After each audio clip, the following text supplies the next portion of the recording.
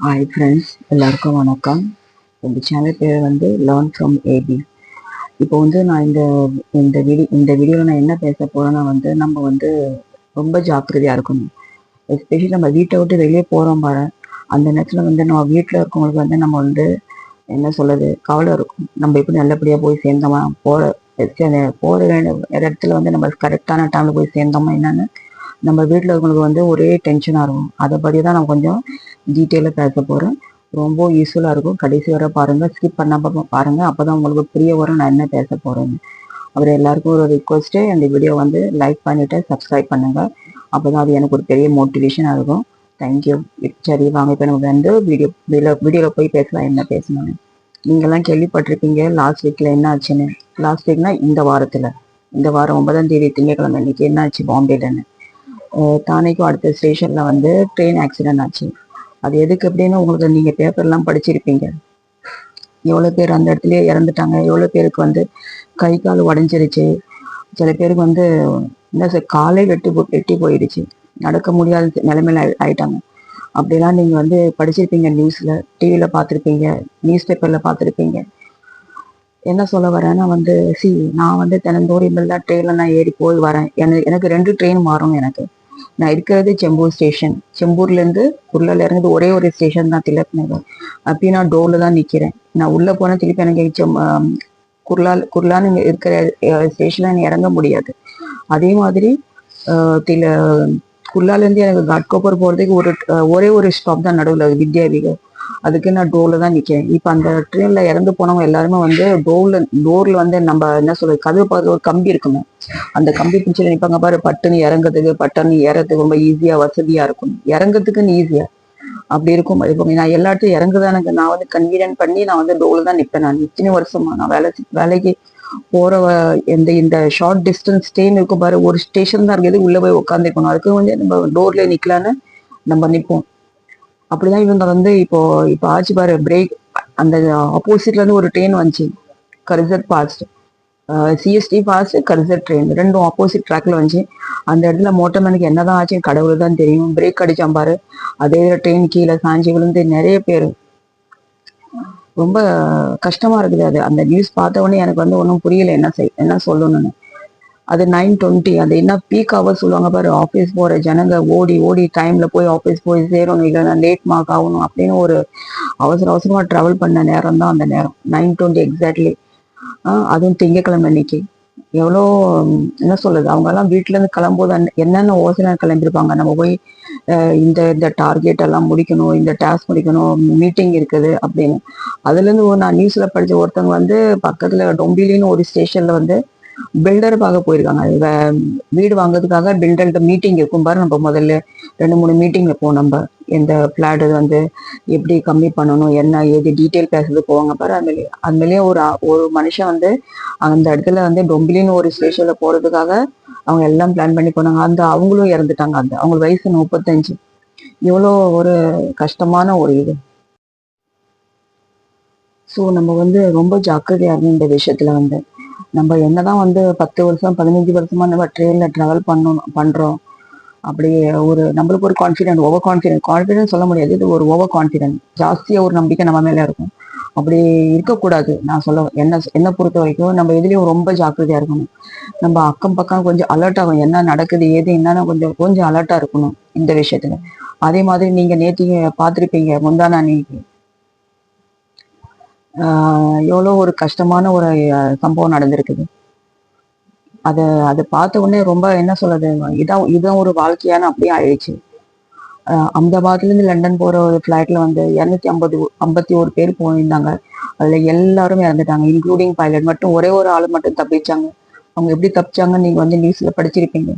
அவங்க எல்லாம் என்ன ஒரு நோக்கத்துல ஒரு ஒரு நாட்டை விட்டு இன்னொரு நாட்டுக்கு போகும்போது அவங்க என்னென்ன ஒரு வேலையா போயிருப்பாங்க. வீட்டுல இருக்க ஃபேமிலி மெம்பர்ஸ் இருப்பாங்க, அவங்களாம் இப்ப எந்த நிலைமையில இருப்பாங்கன்னு எவ்வளோ கஷ்டமான ஒரு விஷயம் இப்படி நடந்திருக்கு நம்மளுக்கு. இது என்ன சொல்றது, இது யார் மேல தப்பு சொல்லணும் ஒன்றும் புரிய மாட்டுது. அந்த இது இது நிர்வாகம் தான் கரெக்டா இதுக்கு ஒரு ஸ்டெப் எடுத்து இது இது மாதிரி மீண்டும் மீண்டும் நடக்கக்கூடாதுன்னு ஒரு சப்போர்ட் எடுக்கணும் இதுல, அப்பதான் ரொம்ப நல்லது. நான் இது இந்த நியூஸ் படிச்சவங்க இதை நினைச்சு என்ன இது இப்ப திங்கக்கிழமை அன்னைக்கு இப்படி வந்து பாம்பேல ட்ரெயின் ஆக்சிடென்ட் ஆச்சு, இப்போ வியாழக்கிழமை இன்னைக்கு இப்படி இங்க அஹமதாபாத் ஏர்போர்ட்ல இப்படி ஆயிடுச்சுன்னு அப்படின்னு ஒரே என்ன சொல்ற மனசு ரொம்ப கஷ்டமாயிடுச்சு எனக்கு.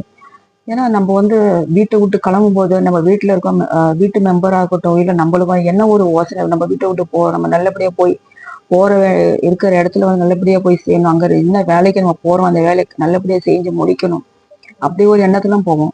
அந்த கொஞ்சம் நினைச்சு பாருங்களா, அந்த பிளைட்ல போனாங்க பாரு அவங்க சொந்தக்காரங்க, அவங்களும் அந்த பிளைட்ல அந்த ஏர்போர்ட்ல வந்து அவங்க வந்து டாட்டா பாய் பாய் சொல்லிட்டு வந்திருப்பாங்க.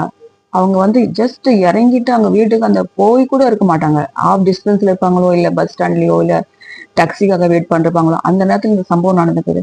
அவங்க மனசு எப்படி துடிச்சிருக்கும், அந்த நிலைமையிலிருந்து வெளியே வர்றதுக்கு அவங்களுக்கு வந்து எவ்வளவு நாள் ஆகும் கொஞ்சம் நினைச்சு பாருங்க. அவங்க அப்படி அப்படி கை கால் ஏதோ கொஞ்சம் அடிபட்டு இருந்தாலும் ஹாஸ்பிட்டல்ல போய் வந்து நம்ம வந்து வைத்தியம் பார்த்து அந்த சரிப்படுத்தலாம். ஆனா உயிர் போயிடுச்சு, இப்ப வந்து என்ன சொல்லி யாருக்கு சொல்லி என்ன என்ன ஒரு ஆறுதல் இதுல. இது வந்து என்ன சொல்றது, எல்லா எல்லா இந்த பிளைட் அந்த அத்தாரிட்டி எல்லாம் இது வந்து கொஞ்சம் கொஞ்சம் சரிப்படுத்தணும். அவங்க பிளைட் கிளம்பும்போது என்னென்ன வந்து செக்கிங் பண்ணணும் எல்லாம் கரெக்டா செஞ்சு முடிச்சிருந்தா அது அது எப்படி ஆச்சுன்னு அதை வந்து இன்வெஸ்டிகேஷன் பண்றாங்க. ஆனா இப்படி நடக்கக்கூடாது. இப்ப ரொம்ப இப்படி இனிமே இவங்க நடக்கக்கூடாதுன்னு தான் நம்ம எல்லாரும் வேண்டிக்கிறோம் நம்ம கடவுள்கிட்ட. நம்மளுக்கு தெரிஞ்சவங்க தெரியாதவங்க எவ்வளவு பேர் அதுல வந்து பாதிக்கப்பட்டிருப்பாங்க. ஸோ இது எதுக்கு இந்த வீடியோ நான் கிரியேட் பண்றேன்னு வந்து நம்ம ரொம்ப ஜாக்கிரதையா இருக்கணும். அது சேம் டைம் வந்து நம்ம வந்து வீட்டுக்குள்ள இருக்கவங்களுக்கு வந்து வீட்டை விட்டு போற பாரு, அவங்களுக்கு வந்து நம்மளது லொக்கேஷன் அனுப்பிட்டு போகணும். வாட்ஸ்அப்ல இருக்கும்ல, நம்ம லைவ் லொக்கேஷன் அனுப்பிட்டு போகணும். நம்ம எவ்வளவு மணி நேரத்துல அந்த அந்த இடத்துல போகணும், 1 hour 2 hours எவ்வளவு நேரம் ஆகணும், அந்த அவ்வளவு நேரத்துக்கு வந்து நம்ம வந்து லொக்கேஷன் வந்து அவங்களுக்கு ஷேர் பண்ணிட்டு போகணும். அப்பதான் அவங்களுக்கு கொஞ்சம் நிம்மதியா இருப்பாங்க. எப்பயும் நான் வந்து ஏதாவது மீட்டிங்கா இருக்கட்டும், ஏதாவது ஆஃபீஸ் விஷயம் கொஞ்சம் லேட் ஆகும் வீட்டுக்கு போனால என் பெரிய பையன் எப்பயும் சொல்லுவான் எனக்கு, மம்மி ஒன்று லைவ் லொக்கேஷன் அனுப்பி வச்சிரும், லைவ் லொக்கேஷன் அனுப்பி வச்சிரும் அப்படின்னு. நான் வந்து எப்பயும் என்னை வந்து என்ன சொல்றது, ரொம்ப நம்ம சின்ன பிள்ளைகள் வந்து அவங்க சின்ன பிள்ளைங்க நம்ம நினைப்போம் பாரு வீட்டுக்கு கரெக்டா வரணும், அது மாதிரி அவங்க வந்து எப்பயும் நம்மளை பத்தி நினைச்சிட்டே இருக்காங்க என் பையன். அதே மாதிரி அவனும் எங்க போனாலும் வந்து அவன் ஒரு மெசேஜ் பண்ணுவான், I reach this place, I'm coming home அப்படின்னு. அப்படியே ரொம்ப ரொம்ப ஆக்டிவா இருப்பான் இந்த வாட்ஸ்அப்ல. அது அவன் என்னையும் அது அதே மாதிரி நினைச்சு நம்ம வீட்டு ஒருத்தரும் ஆஃபீஸ்ல வந்துட்டு பாரு, நம்ம வந்து அவசர அவசரமா நம்ம வந்து என்ன வேலை செய்யணும் அந்த வேலையில வந்து நம்ம பிஸி ஆயிடும்ல, ஒரு மெசேஜ் வரும், you reach office are you in time அப்படின்னு போடுவான். ஸோ இது எதுக்கு நான் சொல்லணும் வந்து நம்ம வந்து எப்பயும் வந்து ரொம்ப வந்து ஆக்டிவா இருக்கணும் கம்யூனிகேஷன் வீட்டுல இருக்க மெம்பர்ஸ்க்காக. அப்பதான் வந்து அவங்களுக்கு வந்து எந்த ஒரு கவலை இல்லாம இருப்பாங்க. அதே சமயத்துல வந்து நம்ம வந்து ரொம்ப ரொம்ப ரொம்ப கேர்ஃபுல்லா இருக்கணும் டிராவல் பண்ணும்போது. அது ட்ரெயின் ஆகட்டும், பஸ் ஆகட்டும், ஃபிளைட் ஆகட்டும், எந்த ஒரு டிரான்ஸ்போர்ட்டா இருக்கட்டும், நம்ம வந்து ரொம்ப ரொம்ப ரொம்ப கேர்ஃபுல்லா இருக்கணும். அப்போ அதுதான் நம்மளுக்கு ரொம்ப நல்லது. ஸோ இதுதான் இந்த வீடியோல நான் பேசுறதுக்கு நான் வந்து தோணுச்சு, சும்மா பேசலாம். உங்களை பேசுறது ரொம்ப ஆசையா இருந்துச்சு எனக்கு. ஏன்னா நேற்றுக்கு எனக்கு வீடியோ வந்து ஒன்றும் எடுக்க முடியல, நேற்று நான் லீவ் எடுத்திருந்தேன் ஒரு சில பர்சனல் விஷயமா. ஸோ ஜஸ்ட் உங்களுக்கு ஒரு அலர்ட்னஸ் கொடுக்கலான்னு இந்த வீடியோ நான் கிரியேட் பண்ணிருக்கேன். எல்லாரும் என்ன வீடியோ வந்து லைக் பண்ணுங்க, சப்ஸ்கிரைப் பண்ணுங்க, ஷேர் பண்ணுங்க. இது வரைக்கும் இந்த வீடியோ பொறுமையா பார்த்ததுக்காக ரொம்ப நன்றி. Thank you very much. See you next video.